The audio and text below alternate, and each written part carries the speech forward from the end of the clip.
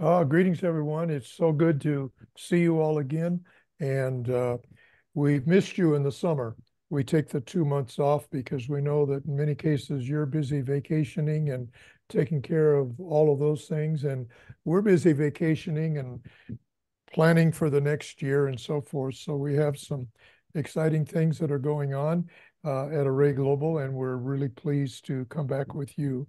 And we'll talk a little bit in a moment about today's presentation, which really is coming largely by popular demand from last year. So we'll talk about that in a moment. But anyway, welcome everybody. And Dr. Jake is here with us. And I thought we saw Dr. Mike. Yeah, he Oh, is. He's on with us. okay. He's following along. Yeah. Okay. Dr. Jake and Dr. Mike are doing wonderful things for us, and we're really, really thankful for that. So, Dr. Jake, you probably have some announcements before we get into today's workshop. Yeah, thank you, Dr. Ray. I just wanted to echo what Dr. Ray said and welcome everyone back to another exciting school year and the impact that you're going to have on the students that you're working with and the families also that you're working with. Also, like to let you know that we're starting back off the school year with another academic contest, the Right Around the World. And this one is particularly exciting because I like the topic. And I think the Grovers are going to talk about this in their presentation today. But the topic for your students, kindergarten through grade 12, is talking about who your favorite teacher is and why. And as I reflected on that, I have my own favorite teacher that I can reflect back on and think about and wish we could have a contest for adults could enter. But we want your students, kindergarten through grade 12. I will post in the chat the academic contest, and we'd love to see as many students as we can enter these contests. There are cash prizes. We also provide certificates for each one of the participants, and it's a great opportunity to get your students engaged. So when we talk about essays, kindergarten, they have a hard time writing, so they can draw something and write a little bit, and then all the way up to grade 12, there's some specific expectations for that. And then also next month, the third Saturday, again, it's every third Saturday that we have a workshop. Our workshop next month is going to be on curriculum development. So please make sure that you put that on your calendar, September 21st at 9 o'clock p.m. Egypt and Saudi Arabia time. And love to see everyone there for that also. Also, like to mention that we do recognize Students of the Month every single month. So if you have a student that you would like to recognize for their hard work, especially as the school is getting started off, that's a great way to build your school culture, your classroom culture. Please submit that to us and we can recognize them on our social media, send them a certificate. And it's a great way to build that positive spirit in your school and in your community. And so we're excited about that. I guess some other few things for the workshop. Wait until the end of the workshop and we will post the post workshop certificate form. It's a survey that we have you fill out. And then by next Wednesday your time, you will receive a certificate in your email that you provide. But also as you attend this workshop and you look up our website, if you're not familiar with us and who we are and what we do, please look at the other services that we do provide. Our main service that we provide is accreditation services for schools. And we have grown quite a bit in the last several months. And we're excited to be able to provide accreditation and school improvement services throughout the world. So welcome everyone again and welcome back to another wonderful school year. Dr. Ray? Oh, great. I've been looking through the people, some of very familiar faces. Good to see you again, and some new faces. So excited. We hope that this is a profitable hour for us, for you all today. I'm so happy to introduce Dr. Andy and Candice Grover.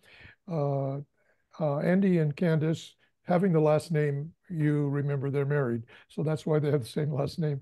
But we had so many wonderful compliments on the starting of school workshop that they did for us last year.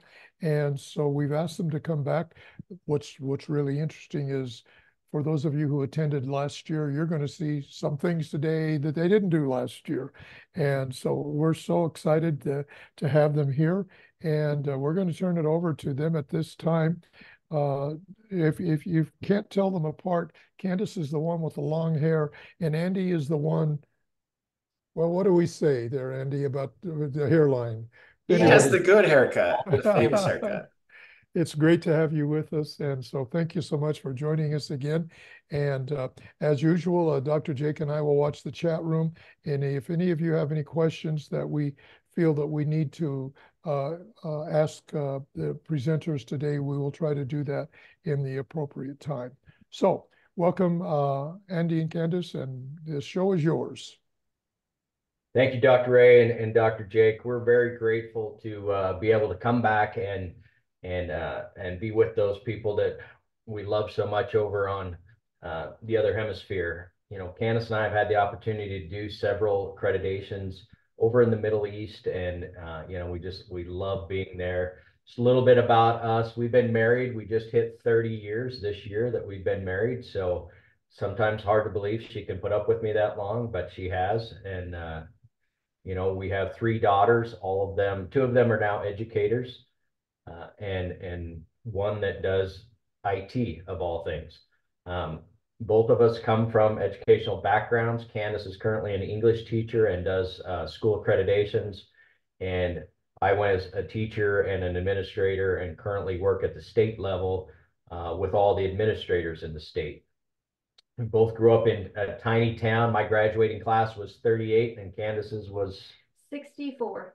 So, you know, we came from very small, rural Idaho. Uh, we love to travel. We love the history and cultures of all the different places that we've been. And we love to give back. We love to help students and teachers and administrators across the globe with things that we've had the opportunity to learn. So we're grateful for the opportunity to be here. So we are going to stick with the same three focus topics that we did last year, which are realistically they're foundations and foundational in the classroom and in education. And we're going to cover and focus on building those positive relationships, establishing positive classroom procedures, and then also student engagement. How do we engage students? So building that foundation really is just essential to having a positive classroom experience.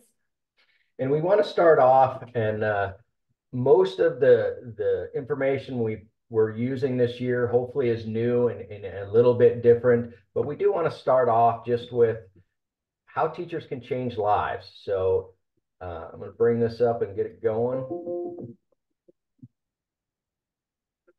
Teachers matter because we learn different things every day. They push you to always believe that even if something is hard, you can still achieve it. They're constantly encouraging me and they're trying to make me reach that stretch goal.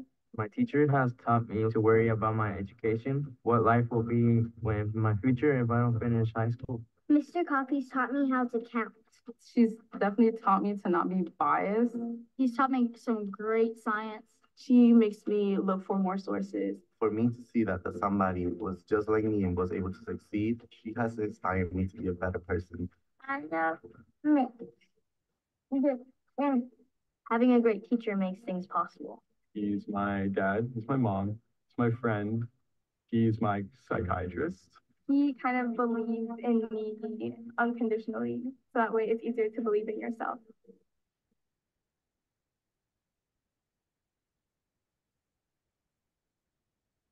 Okay, so we just want to kick that off because, you know, I want to use this quote from President Theodore Roosevelt. It says, "Nobody cares how much you know until they know how much you care." And that's kind of what we want to set this whole discussion about, is that the relationships that you build with your students are life-changing.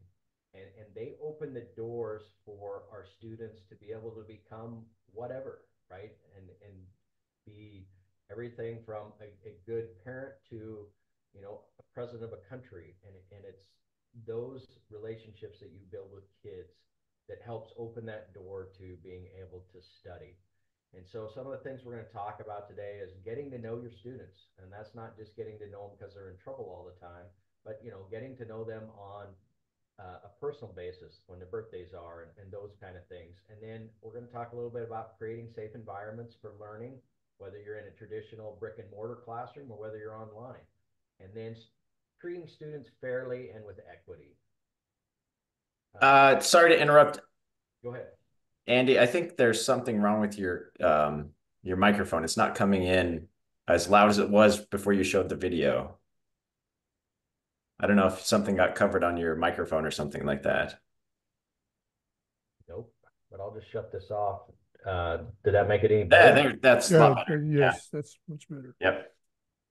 All right, we'll just have to, we have about 4 videos, 1-minute videos embedded in this, so we'll have to just shut that off. So And when you show your video, make sure that you show that screen, because if it was a video last time, we didn't get to see it.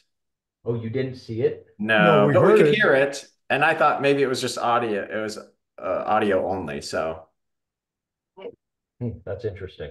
All right. Well, we may have some technical difficulties we'll have to work out as we go through. So bear with us. Maybe what we can do is have you share your screen again. And when you do that, you have to select that you want to share the video and the audio down in the left-hand corner when you share it. But this is not uncommon when we have to do this. So all right. Well, you think times that I would catch on to that, but we'll get it all to work. At least we can hear you and we can see you. So all right. So this is some data and some research that was done, and it says when confronted with the fallout of childhood trauma, the question for you guys is, why do some children adapt and overcome while others bear a lifelong scars that flatten their potential? I'm sure you can all think of kids that, you know, have had something traumatic happen in their lives, and, you know, they get up and brush themselves off and keep going. And then you have other ones that just stay in you know, and dwell in that misery for their entire lives. And in Harvard, they're studying this phenomenon, and they're just saying that every child who winds up doing well or being successful has had at least one stable and committed relationship with a supportive adult. So you think about that for just a minute. Sometimes as the school teacher, and again, doesn't matter if it's online or if it's in person, you might be the only consistent you know, person in their lives that's supportive of them. So we're going to go on to this. So I would love it. I mean, we have so many of us, but I know that all of you have great thoughts, great insight that you could really add to this, but I want you to all participate. So I want you to think back. Who was your favorite teacher? Think about that time, whether that was younger years, later years. Who were some of those teachers who really touched you, who really made a difference? Think about that classroom, how it felt, what that teacher did. And then I really want you to think about why, you know, what was it that happened there? Yeah, and again, our hope is that someone came directly to your mind, right? And I've been out of high school now for over 35 years, and I still keep in contact with one of my favorite teachers. I see him multiple times a year, and we talk once a month. You know, he's been retired for probably 20 years, but he had that big of an impact on my career and in my life as a young man that, you know, it's incredible. And when I think back to why, and he taught government and history, and it had nothing to do with government or history. It had to do with the fact that he cared about me. He cared what I did. You know, he was interested in me, even though he had, you know, 50 to 60 kids in his that he was teaching. You know, he really reached out. So, you know, I do want to have like 3 people comment, and maybe Jake, you could, Dr. Jake, you can help me with this and just read a couple of the chats on, or if somebody wants to raise their hand, and we'll just take 3 people so we don't take too long, and tell us why and you had your favorite teacher and what made him great. yeah, it's great because some already preempted what you were asking, and Mr. Hassan said, no doubt my science teacher. She was so kind and smart. She was caring and loving the subject she was teaching us. I thought that's really great. I'm a science teacher, and you can make a big difference not just in teaching the subject matter, but actually connecting with the students and building that relationship. And then Amal wrote, my English teacher. She was always supporting me emotionally and academically at the same time. Awesome. And I think, Dr. Ray, you always tell a story about a favorite teacher that always resonates with me. Well, That, the yeah, go perhaps the ahead. one you're thinking about Yep, yep. was not actually me. It's when I worked for the government and I was in this particular school district, and I was talking with the superintendent who had been invited back. He had been principal, or he had been a high school teacher. Uh, he was invited back to their 25th high school graduation reunion. And a student came up to him and said, I want you to know that in all the education I've been through, you are the best math teacher I've ever had. And then he looked at me and he said, I didn't teach math. And yet, so the really interest is if students really latch on to you, the subject is secondary. And so that's perhaps that's the illustration, Dr. Jake, that you're referring to. Yep, that's exactly the one. But he Yeah. said, I didn't even teach math. Uh-huh. It was funny. Yeah, that's great. And there's a lot of good comments still coming in. Miriam just wrote, my science teacher always supports me. I can't forget him 24 years ago. That's just great. And a lot of same comments. Even someone from first grade. My favorite teacher is Miss Khawla. She was my Arabic teacher when I was in first grade. She was like my mom. I miss her so much. Yeah, some great thoughts. Thank you, guys. And we want you to keep that excitement, because I guarantee that when you were thinking about that teacher, it brought back excitement, it brought back positive emotion. And take that into your first days of class when you, with this new essay contest of my favorite teacher, get your kids excited about it, get them writing that and really participating in that. And this kind of goes into why teaching's so important and why teachers are so important for us, is our next slide. So this is our oldest grandson, Bennett, and we're going to give you an update on him. We did talk about him briefly last year, but he went to kindergarten last year. So this year it was first grade, and it was interesting because he loved kindergarten, he loved school. And then as it got closer and our daughter Amanda said, Bennett, you're going to be going back soon. He said, I don't like school. I don't want to go back. And so she just kept saying, it's going to be great. It's going to be great. So back to school night was just Wednesday this week. And so he drug his feet, but did what his mom told him. And he got to school, and look what he's welcomed with. That's what he was welcomed with visually, but it was also the other side of it, where they had them fill out this information about himself. Tell me about yourself, Bennett. What do you like? What matters to you? And I thought it was really interesting, but at the bottom of that, it said, I'm nervous about, and he had filled in my first day and all the new teachers. Okay. So that teacher sat down and talked to him about some of the things, and she leaned over and she handed him a little plastic bag, and it had confetti. And she said, Bennett, this is magic confetti, and you need to take it home and spread it under your pillow, and then you'll get good sleep tonight and you won't be nervous, because all of your teachers are so excited to meet you and to see you. And so, he goes home and throws confetti in the bed, doesn't get in trouble for it, and is just, thrilled. And my daughter's thrilled as well that he's making this mess that is so important, to let him know he's important. And then we got the reports later, and we actually FaceTimed him this morning. He's in Texas, but, he loves school. The report was, it was my best day ever. And that has so much to do with how he was greeted and what he was greeted with. And again, you guys should have access to this PowerPoint. So, hopefully you don't have to take a ton of notes and things like that. But these are just some quick tips for building relationships. Know your students' names. I mean, we've talked about that and we harp on that, but it makes such a big difference to those kids, and even to adults. I mean, when I would come in as a new principal or as a superintendent, I would spend the weeks before going in and learning every single teacher's name. So I knew it before I ever went in, so that you could build that relationship right off the start. Because if you know their name, you're like, oh, you're Dr. Jacob or you're Dr. Ray. It makes a big impact on the not only your peers, but on students, when and they're always like, oh, this teacher even knows who I am before I even come in the door. And then always having some kind of morning greeting, and one that's positive. Even if you're having a bad day, right? We've got to open up our meetings again, regardless of the way you're teaching online or in a traditional classroom, but just being energetic and pushing out that, man, we're so excited you're here, and this is going to be an awesome day. One of the things that we found is that if you can attend any of your students' extracurricular, and I even have watched a few of our students online, right? And because they film a lot of the games now. But when you can talk to a student, say, man, we came and watched your game or your sport or your athletic or, a theatrical event, whatever it is, just something outside of the typical school day, it just solidifies that relationship. And then the other is share some stuff about yourself. Kids forget that we were actually kids once too. They see us as ogres in the room or whatever. But the reality is that we've lived some pretty cool experiences that we can share with kids, and helps build those relationships.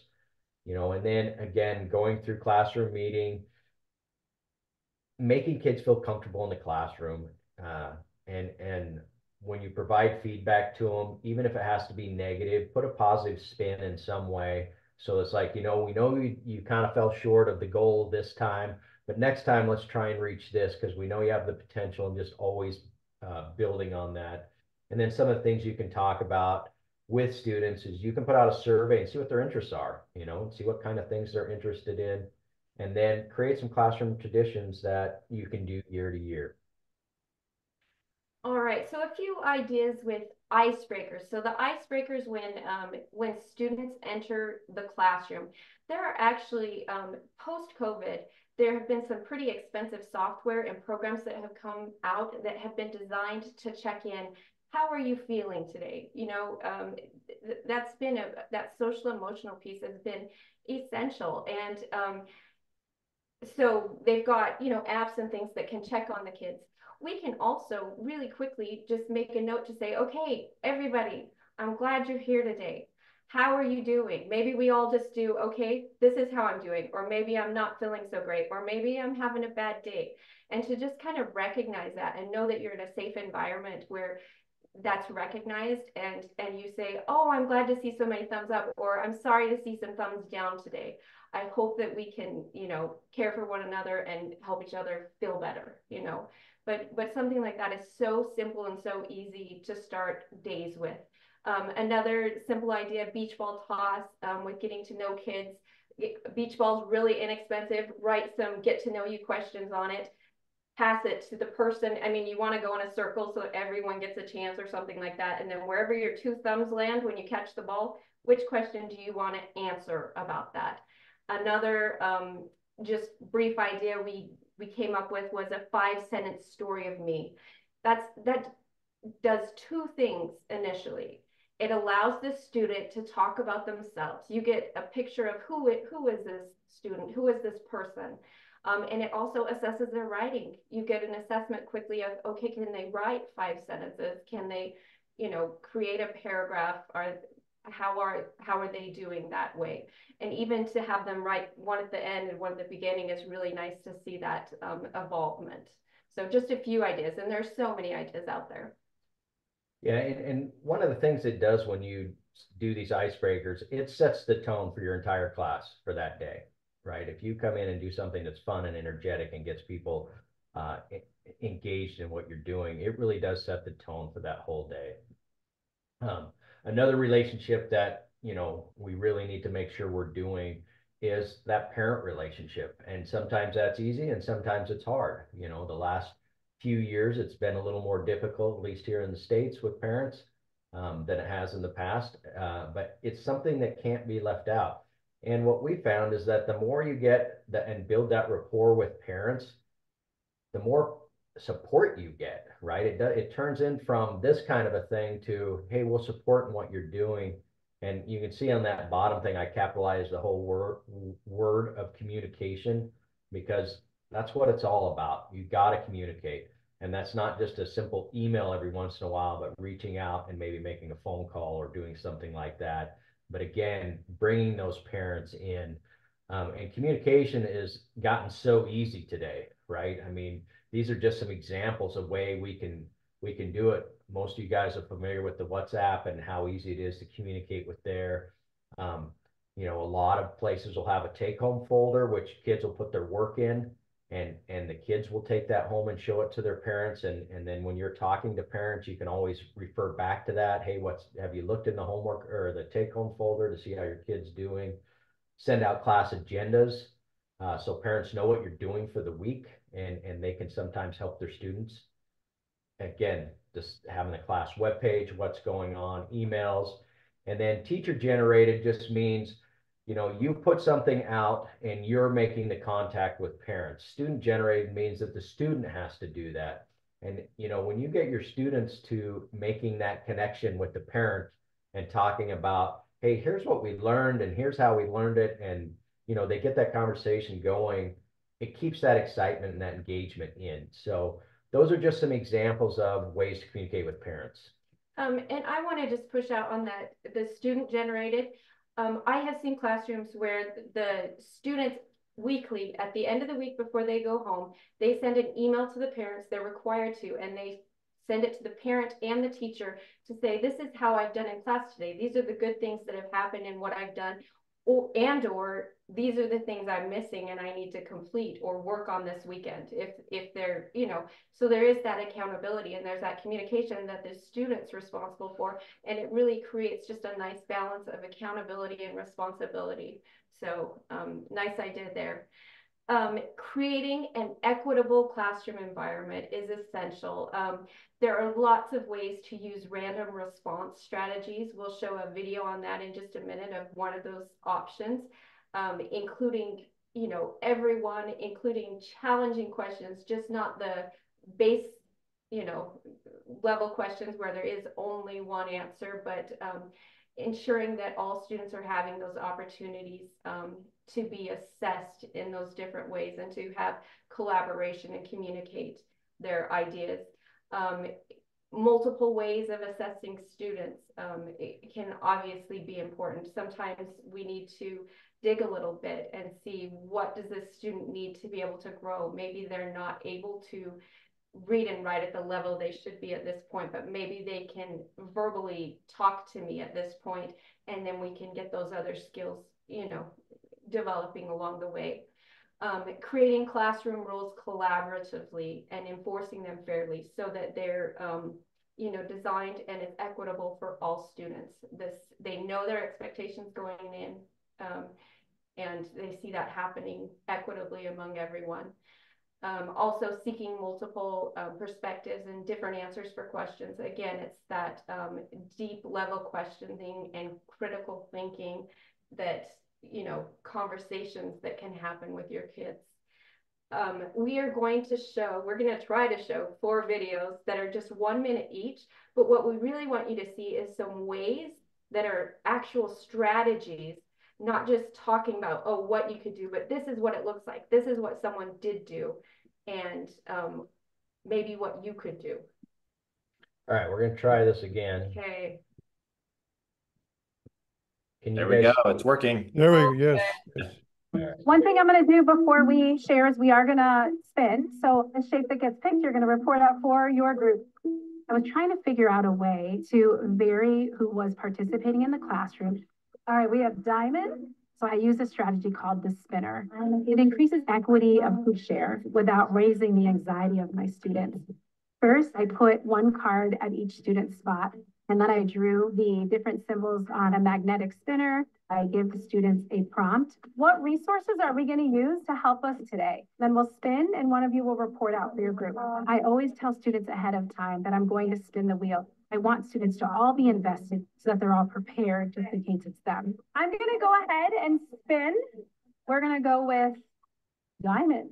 Whatever shape it lands on is the student that needs to share. So diamond over there. I wrote the posters up on the wall. Yeah. Because we use the spinner strategy, there's more students speaking up and more ideas being shared from everyone. So obviously, there are lots of ways to do that. A spinner of any type could work, but you're getting your students all involved. It can also be whatever content you're wanting. You could definitely use, I know we all have tests that we're trying to prepare students for. Could you utilize that content with this method? Absolutely.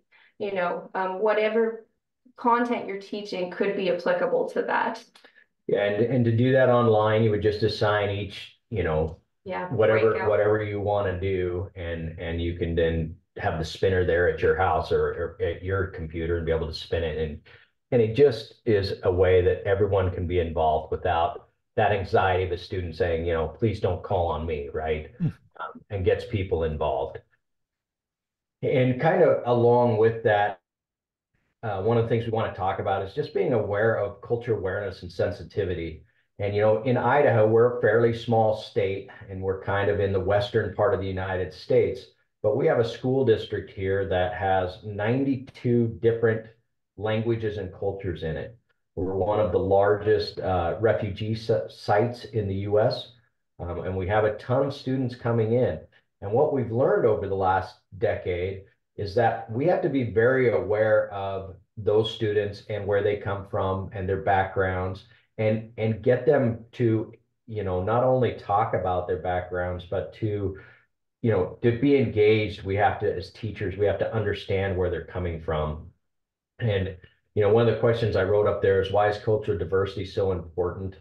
And the reason it's so important is because everybody comes from somewhere and they have relatives there, and that is their home, and our home is what we hold dear. And so we need to make sure that as teachers we understand and we respect those cultures. So there's three kind of culture exchange ideas that we can put out there at the first of the year, and one of them is just a simple culture show and tell, right? Have kids stand up and talk about their culture. Where are you from? What do you do?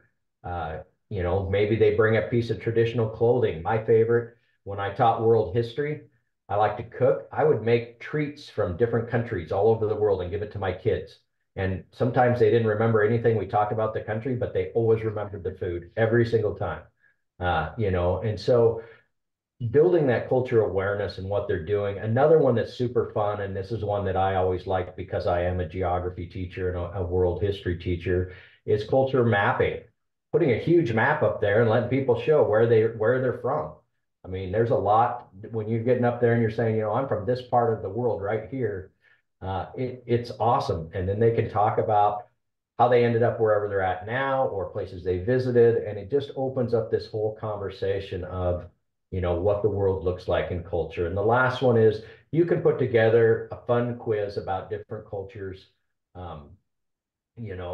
and talk about all kinds of different things, from food to languages to religions and everything else, and just put that all together and build that from the start, so everybody in your classroom knows that, hey, we're going to respect everyone in our class, regardless of their background, because their background brings a wealth of knowledge and new material for each of us. We touched on this a bit with the strategy we looked at before, but there is power in peer relationships and group work, and having a safe classroom where you trust one another and where you're willing to work together, where you're willing also to, maybe I don't know the answer, but I'm going to throw this out there because I think it might be, and you're not afraid of that you can then discuss it and you can learn and grow, because that's how it happens, right? So this would look different, right, with an online classroom versus an in-person classroom, which is okay. But this develops relationships. It improves emotional support in the classroom. You're sharing ideas and thoughts, and a group of thoughts and ideas is so much better than 5 people who are willing to share rather than the whole group. And it contributes to just the school environment and the safety and the excitement and the engagement of the students coming into that classroom. So we have another 1-minute video that I wanted to share. And remember, with these, they're samples and examples of things you could do quickly. This one involves movement, but you could use any type of content that would apply and that you're needing to teach and enforce in your classroom. And before we show this strategy, one thing that I do want to emphasize is that group works and these peer relationships and group work only work if you're prepared, right? If you just throw them into a group and say, hey, here's a question, go at it, that is not going to be successful, right? You have to have prepared what those people are going to do, what the length of time is, and sometimes even if you want to assign each person in the group so that they all do it, but however well prepared you are for that group activity will be how successful that is. So here's the strategy. Can you see it again? Perfect. So one big circle inside and one big circle on the outside too. Okay? Some days our students only talk to, their best friend or the one they sit beside. With double circle, they're forced to talk to people with different opinions. That's where you get your morals, your ethics. I have them choose their own partner in the beginning, someone who they're comfortable with. One person stands in the outer circle and the other stands in the inner circle. And then I had some questions at the board that I read aloud, and then they had to discuss them with each other. And then the inner circle steps to the right, and then they get a new partner, and then a new question. And hopefully we go through all the questions with the different people. I can see why the questions provoke them into taking a stand. What they believe is right or wrong. It's kind of forcing them to explore their own classroom and to talk with others.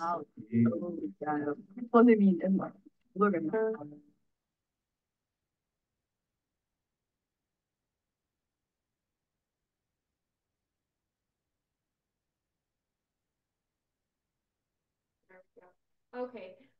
And so, One thing. please. I want to add one thing on that video. So to do that online, a lot of like a Zoom or a lot of those kind of programs have breakout rooms, and you can do the exact same thing that we did that showed standing up and moving around by assigning, X amount of kids to a breakout room, if whatever online program has that ability. So you can do that the same way. All right. So this is just, it's really is imperative. Each one of you is an educator. Each one of you is important as a person and an individual. So you need to take care of yourself. How are you doing? I just think this is something we need to, take the time to step back and go, am I okay? Because it really is difficult to care for others. You can't help others grow if you're not in a good place yourself.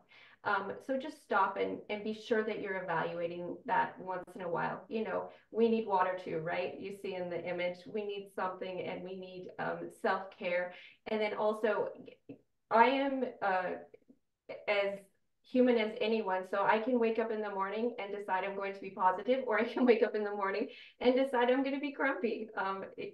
Is that true? So anyway, so it is a choice. And this negativity, when you go into the classroom like that, and of course we're human and things are going on outside of it, but you really need to go, this feeling that I'm feeling, it affects the whole classroom. It really does. It affects the whole classroom. So think of that. Think of those students. Think of yourself. Work hard to be positive. Teach them that gift. Teach them that gift of being positive, so that you can be okay yourself to serve them and to help them so that they can learn. I always told my new teachers that your spouse was where you had to complain and do all those kind of things. It was not your classroom, right? The classroom is for your kids to know how much you love them and want them to be successful, even though sometimes you want to wring their necks. So, it's just that attitude of how you go in there and build that. All right, next thing we're going to talk about is establishing your classroom and just kind of what it looks like. And again, it doesn't matter if you're online or if you're in person, right? If you look at that bottom classroom, that's a traditional classroom. That's probably what most of us grew up in, something very similar to that. I think this might have been Dr. Ray's classroom right there where he wrote on the chalkboard up there. But, time changed, and we have the ability to do all kinds of different things. And if you look at that top classroom, just the color and the different activities you can see that can go on in there, it just makes a huge difference for engagement. I was in a meeting yesterday, and we're talking lots about cell phones and taking cell phones out of the classroom. So I made a background of a big hand taking a cell phone out of a student's hands, right? And that was my background, because I was trying to engage the people that I was on the phone with that, what does this look like when we incorporate something like this? But you can easily do that, with backgrounds and different things. It doesn't take very long. So really get your classroom established before it comes in.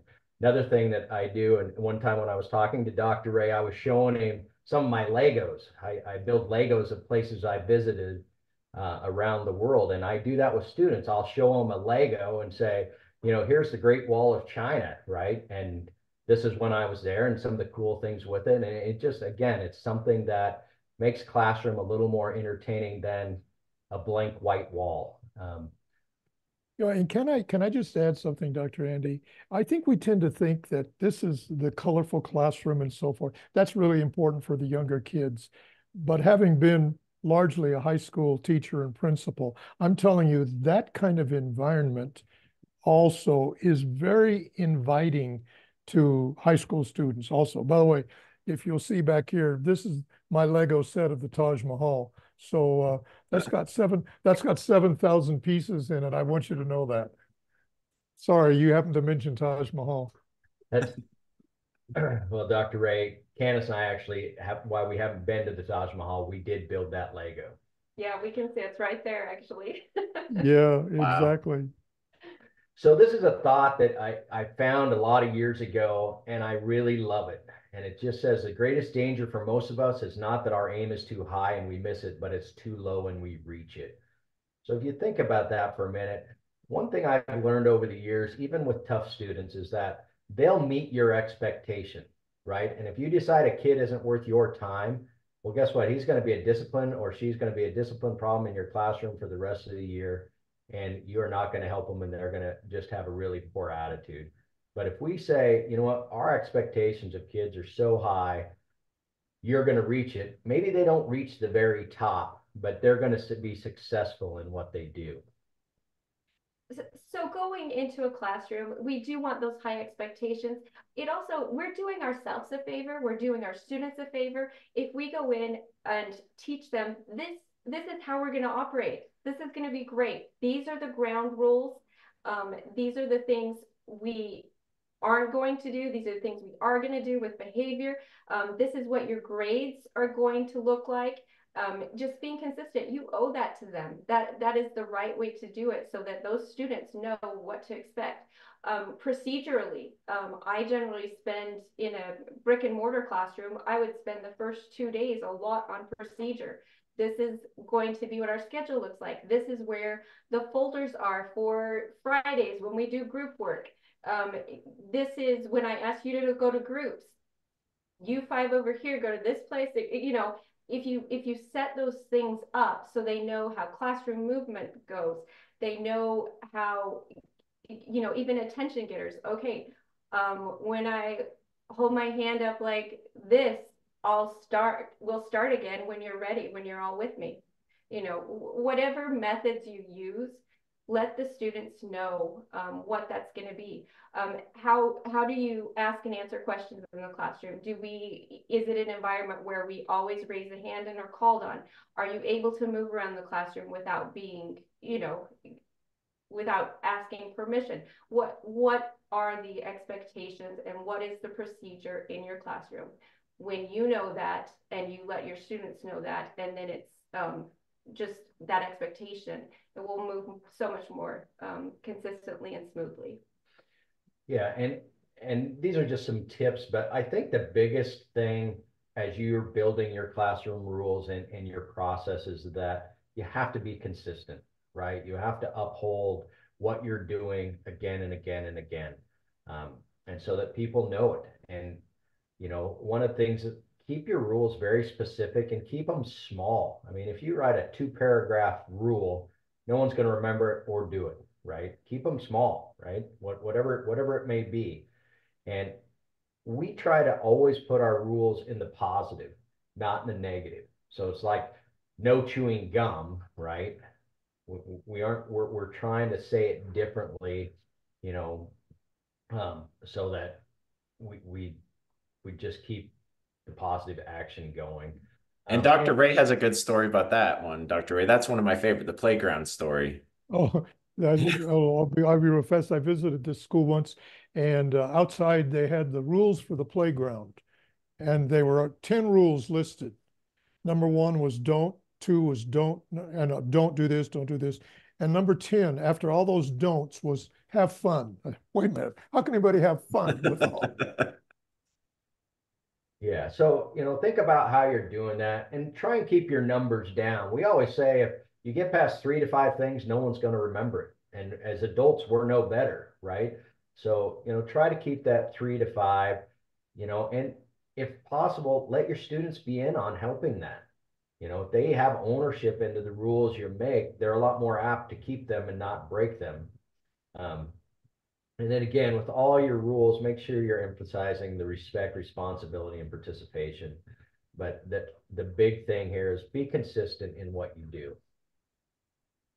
And we've touched on this, but keeping that classroom, making sure that it is a safe spot for the students to participate, that it is physically safe, right? So look at that environment.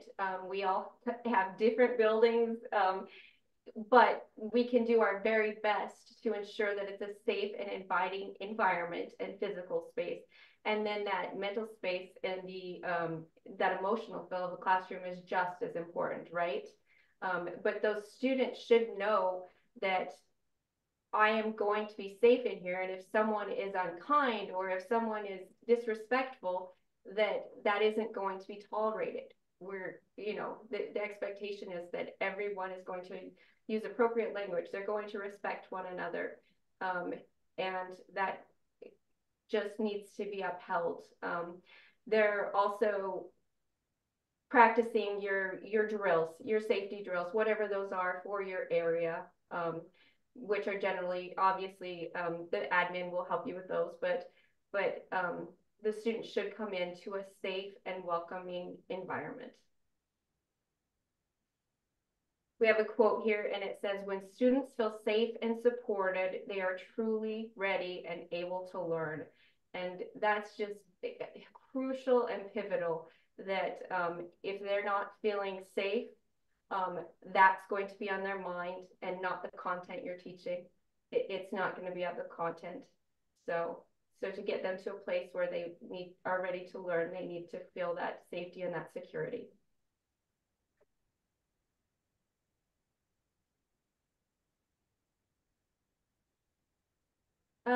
So the final area that we want to review is student engagement, how that would look in a classroom. We really want to throw this out at you guys first before we dive into things. And again, we'll take maybe 3 or 4, Dr. Jake, and what activities and engagements will work for you, especially again, whether you're in a traditional school, whether you're online, what's worked? What are you doing that gets kids excited and gets them participating? And then also, and we won't talk so much right here on this, but what are things that aren't successful, right? What are some things that you've tried that doesn't work? And why is that, right? Why are the things that working well? And then the things that aren't successful, why aren't they working? So maybe we can get a couple comments on just things that are going well for you, just so people can hear the good things that we're doing in classrooms already. I think that's a good point to look at the items that might not be successful, because one year might have worked awesome and then you start doing it again the next year and it's a totally different class and different culture and feelings. So we have a couple comments coming through. Esra says gamification's growing. Get students excited about that. I agree. Miss Sarah writes stories, telling stories. Circle time. We must have an elementary teacher here. I agree. Circle time's a popular way to get students engaged. Think, pair, share, and portfolios. Yeah, that might be something we could even do a whole workshop on. I think that could be something kindergarten through grade 12.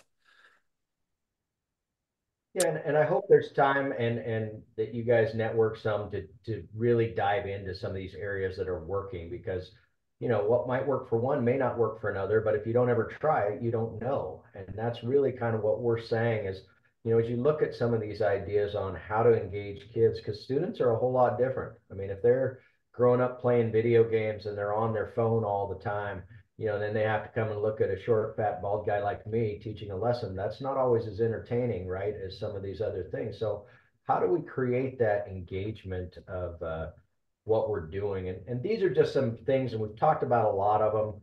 greeting students, using their names.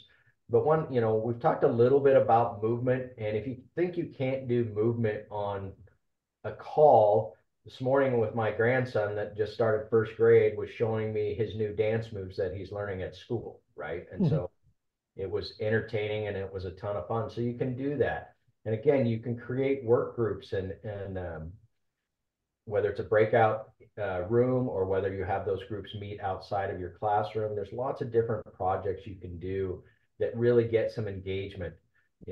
This thing of just standing in front of the classroom and pushing out information and hoping they absorb it, while that works sometimes, it doesn't work all the time. And we need to break up how we're giving information to our kids. One of the strongest ones we've seen in the last little while are student-led activities, when the student becomes the teacher, right? And again, this doesn't happen by just saying, okay, today Candice is going to be in charge of the lesson. You have to prep all this stuff and get it prepared before you do it. But it is very strong, and kids get engaged when their peers, or if them themselves know they could be the next ones up there leading the lesson, and they love it. We did principal for the day and let kids be the principal in our elementary schools. They thought that was the coolest thing ever. They got to be the boss, of the school and do all these things. And you can create those things, and then allow students to give you things that they're interested in. And so the last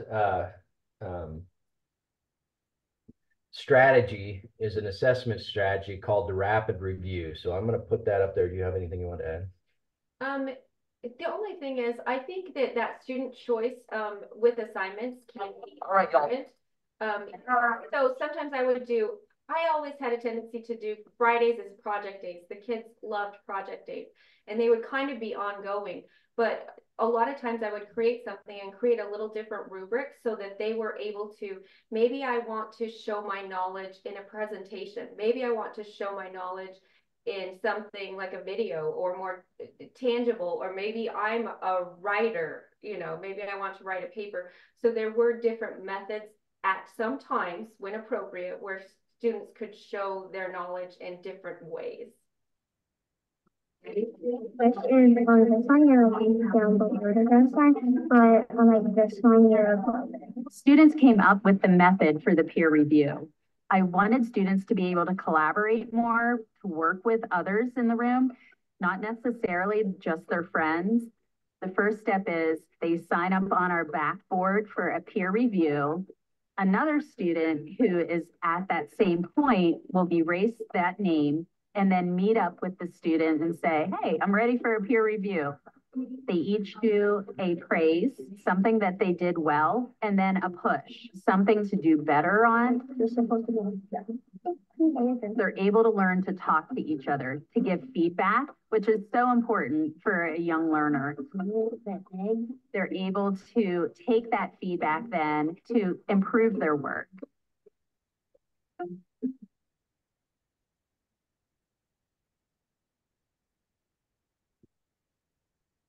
Okay, for the sake of time, we have some ideas on icebreakers and exit tickets here. These are all linked, so they're all linked. So if you were able to get this presentation, you could look into these more. But it is and can be important to have those icebreakers when the students are coming in, and then again those exit tickets as they're leaving. And a lot of times that is about, what did they learn, and checking your teaching, right? Do we feel like we got the concept down, or do I need to reteach anything? So. And that's that progress monitoring, right? Asking multiple questions in different ways to make sure all your students learned what it was you were trying to teach them. And one of the best ways to do this is having the student take charge of their learning and setting student goals with them. And, again, students, if you set goals and they start achieving them, it's amazing how much quicker they achieve the next goal, because when students see success in the classroom, it breeds success. And so creating this direction for students to do that. There is another assessment strategy on here, but for sake of time, I'm going to keep going, but you guys can watch that a little later, because I want to end with this video because of a teacher. And this just kind of talks about what we do for kids and what we do every day and the doors that we open for these kids. So I'm going to play this and then we'll end it up.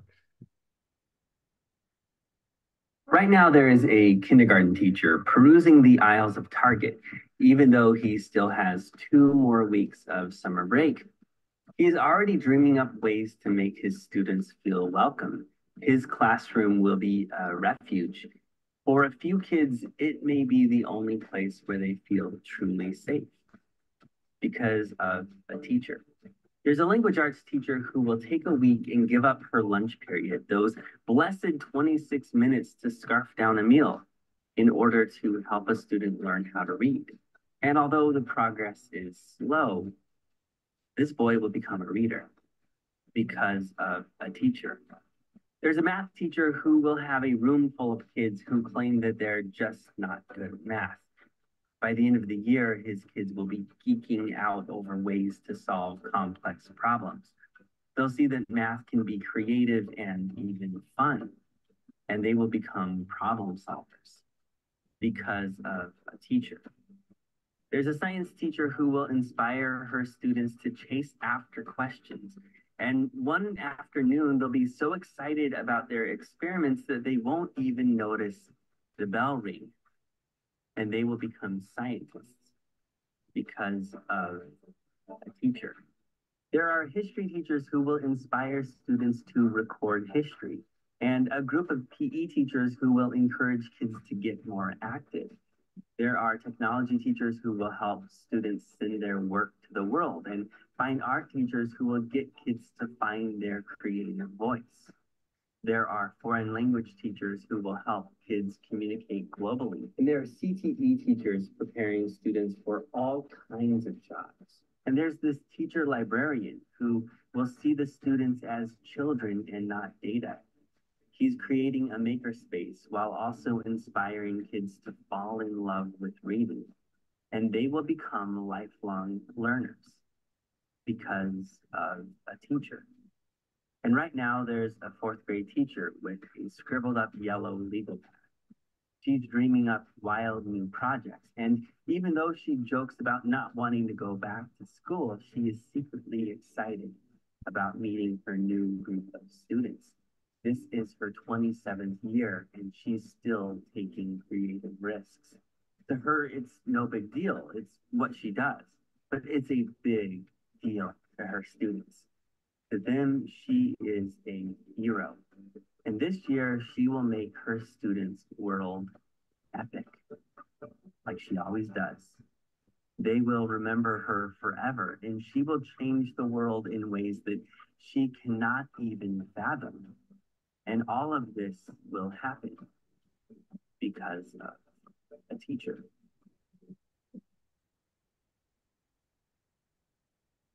All right, so the last thing we have is, what are the things you're doing well, right? Capitalize on what you're doing well and continue to do those. And then what we're going to ask you to do is try to do something new this year. Try to do some new skill, learn a new engagement strategy, learn better communication with parents, but just do one thing. Don't try and do it all. Just do one thing this year. And if you get it down in a few months, then do another thing. But don't add 5 things to your list. Just do one and try something new. And that quote says it all. Teachers who love teaching teach children to love learning. So with that, we thank you for your time. Dr. Ray, Dr. Jake, thanks for allowing us to come in. We're happy to answer questions. I'll turn it back over to you guys.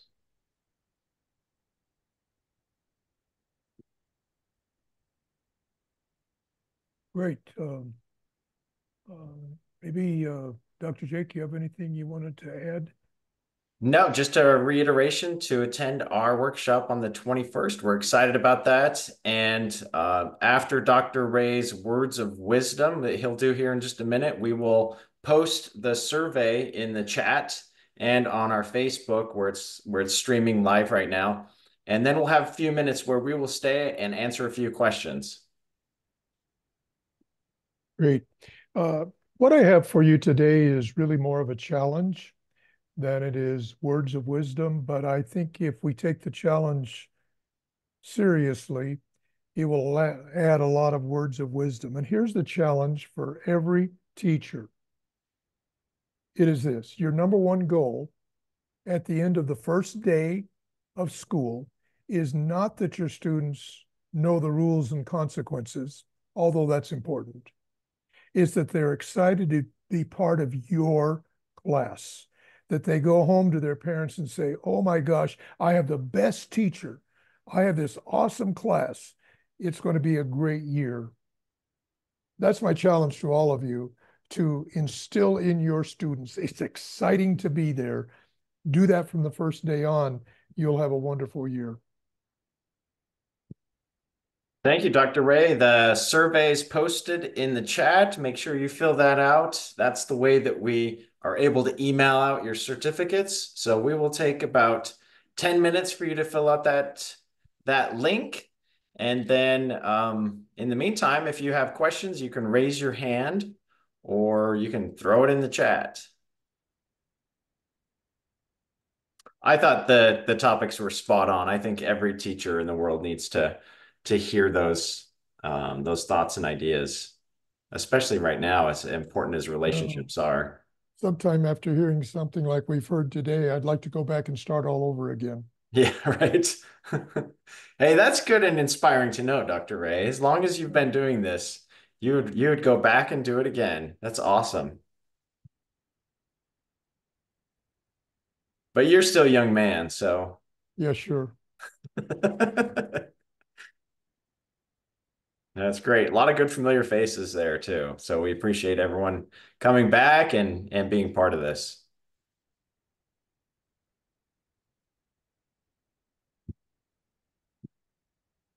Anyone have any questions they want to ask? Anything at all?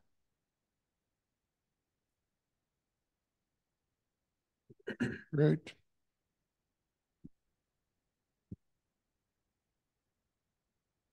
Yeah, that's a good question that Agbor asks. How do we deal with extremely violent students in class?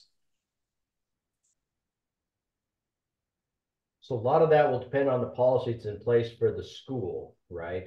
And how that reacts to that particular student. There should be some kind of behavior plan built for that student so that when you have that violent student, there's a process you follow in making sure the other students are safe and having that student so he's not doing self-harm or something like that. But that's a policy that has to be made at a building level on the behavior plan for that student and how you deal with that particular student when something, when they go off.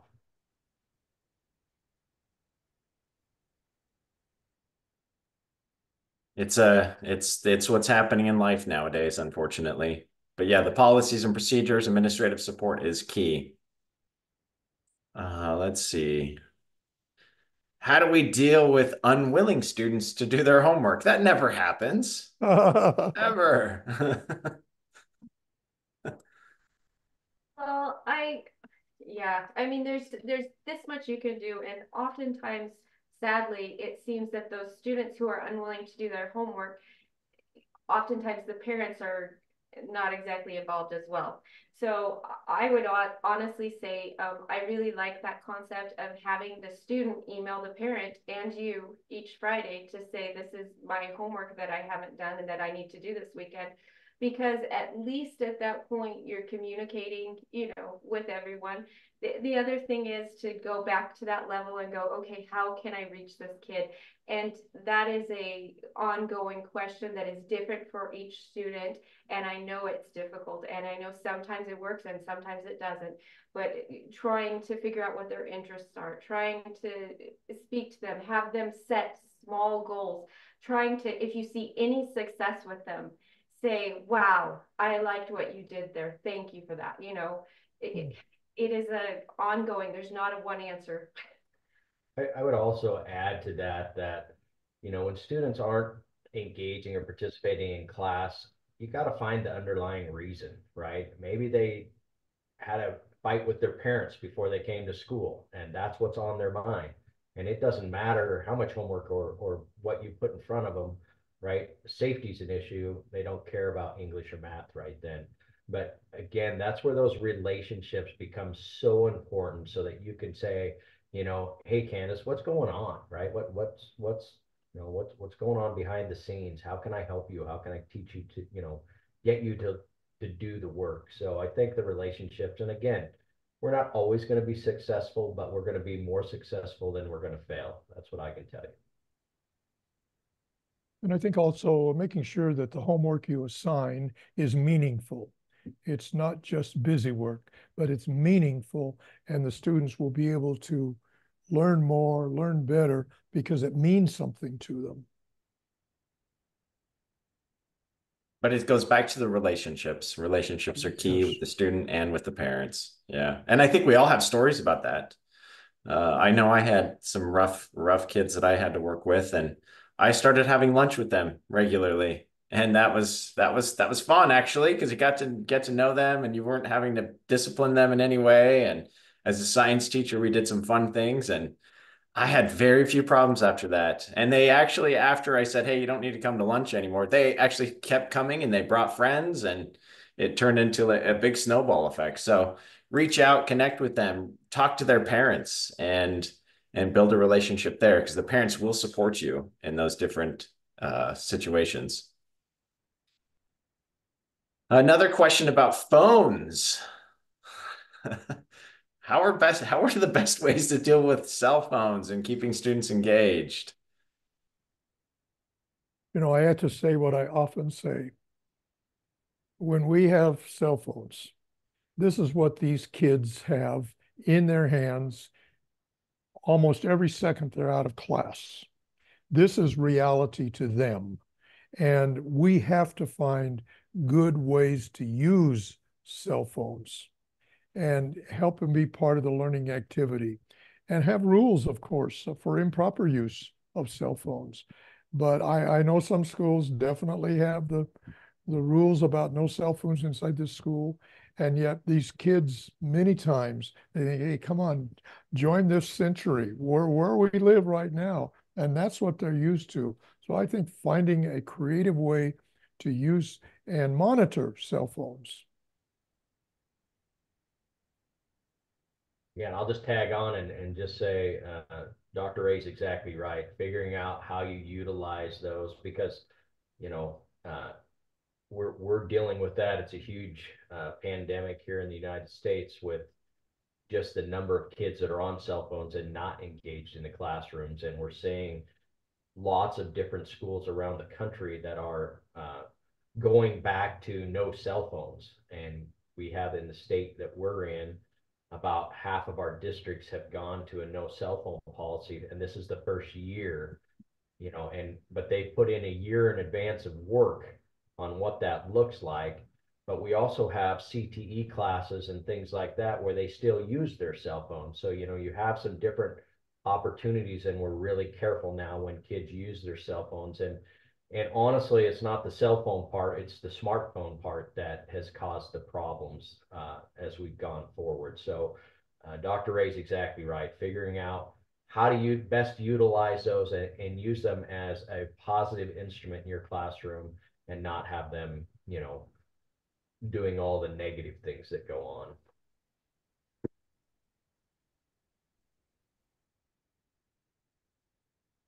Well, Dr. Ray and Mr. and Mrs. Grover, I think we're about wrapped up. We had about almost 300 people in attendance from all over the world, so we're very grateful for everyone, and thank you so much for attending.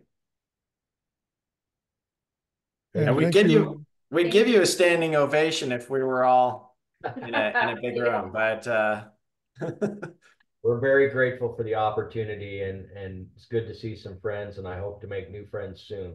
And absolutely. Thank you all for working so hard. Literally, I'm a fan of any educator. Thank you for the work you do. Yes. Thank you, everyone. Wonderful. Have a good Thank rest you, of your everybody. weekend. Bye.